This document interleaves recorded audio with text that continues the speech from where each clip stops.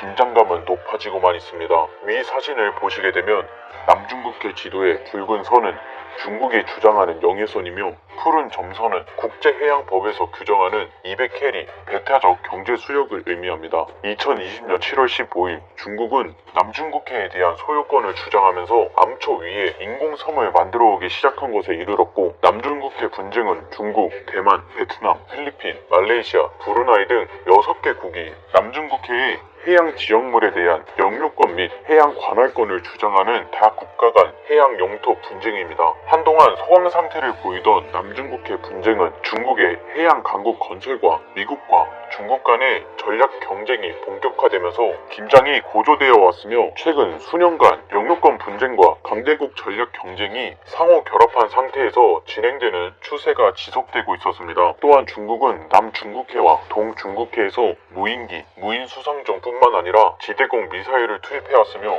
남중국해 인공섬에 군용 전파 교란시설을 설치해 미국 군함과 군용기의 통신, 레이더 시스템을 방해하고 있으며, 더욱이 중국은 2019년 6월 스플래틀리 제도 부근 인공구조물에서 대함 탄도미사일을 시험 발사하였습니다. 이렇게 날뛰는 중국을 저지할 수 있는 유일한 나라 미국이 견제에 나섭니다. 중국이 남중국해 일대 대규모 군사 훈련을 벌이자 미국은 핵추진 항공모함을 동원해 중국을 견제하기 시작하였고, 미국 태평양 공군은 지난 5일 전략 폭격기인 B-52H 스트래퍼 포트리스 한 대가 니미츠함과 로널드 레이건함 등 항공모함 2척과 합동훈련을 하였다라고 밝혀 중국을 더욱더 압박하기 시작하였고, 이 거대한 크기를 자랑하는 B-52H 폭격기는 북한이 핵전쟁 도구라고 비난하는 미 공군의 전략 폭격기이며, 감염병 사태 속에서도 미국의 전쟁 억제력은 흔들리지 않는다라는 점을 북한과 중국,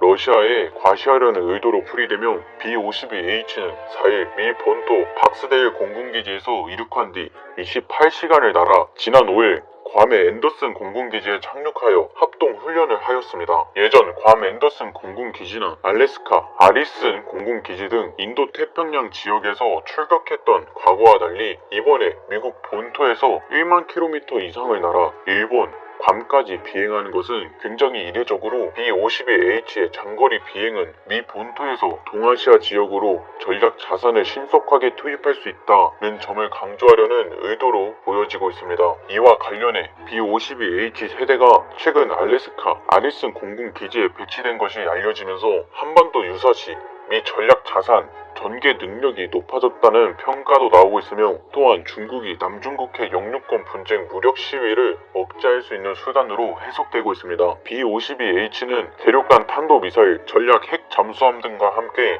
3대 핵무기 투발 전력으로 미국의 전략 자산 중 하나이며, 최대 31톤의 폭탄을 싣고 6,400km 이상의 거리를 비행해 지상 폭격 임무를 수행할 수 있습니다.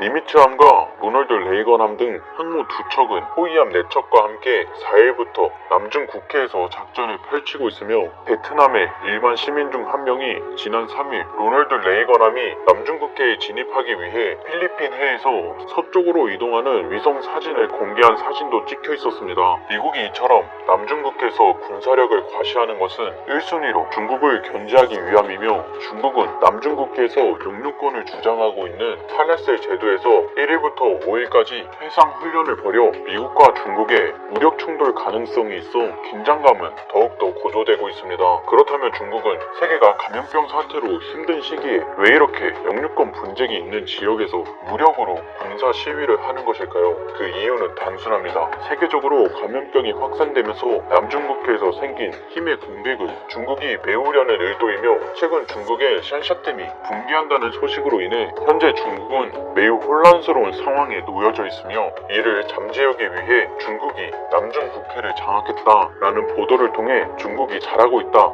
라는 주입식 교육을 하려는 의도로 보여지고 있다고 전하였습니다. 샨샤댐은 세계에서 제일 긴 댐으로 중국의 이창시, 후베이, 우한시, 상하이 등 굵직한 도시들이 많이 있어 만약 샨샤댐이 붕괴할 시 상상을 초월하는 이재민과 경제적 손실, 국방력 약화를 풀이할 수 있습니다. 중국의 샨샤댐은 현재 매우 위태로운 상황이라고 전해오고 있는데요. 황샤오쿤 중국 건축가 학원 교수로 추정되는 SNS 계정에서 샨샤댐 붕괴 가능성이 제기되었고, 이 글의 내용은 마지막으로 경고합니다. 후베이성 이창 아래 지역에 사는 사람들은 대피하라는 경고 글로부터 시작되었습니다. 실제 샨샤댐의 상황도 심상치 않습니다. 19일 홍콩 사우스 차이나 모닝 포스트에 따르면 지난주 양쯔강 유역에 폭우가 이어지면서 후베이성 이창의 샨샤댐 수위가 18일 오후 161m를 기록하였고, 샨샤댐 최고 수인 175m를 부가 14m 남겨놓고 있는 상황이며,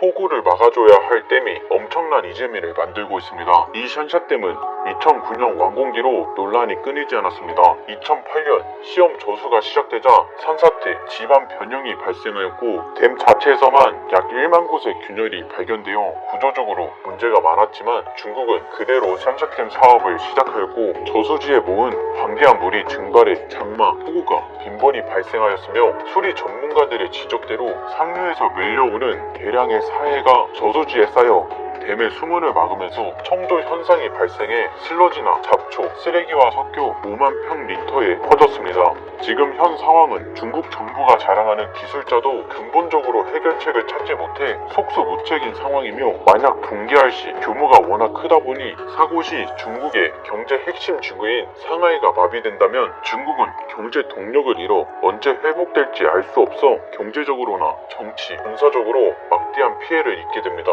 그래서 중국 정부는 자국민을 희생시켜 댐을 보호하는 결정을 합니다. 샨샤댐에 묵혀있는 물만 해도 393억 톤의 물이 한꺼번에 쏟아져 샨샤댐에 있는 이창시에서만 50만 명이 수몰돼 희생될 것이며, 우한과 광저우, 난징, 상하이에서도 피해를 줘 약 5억 명 이상의 이재민이 발생될 것이라 추측되고 있습니다.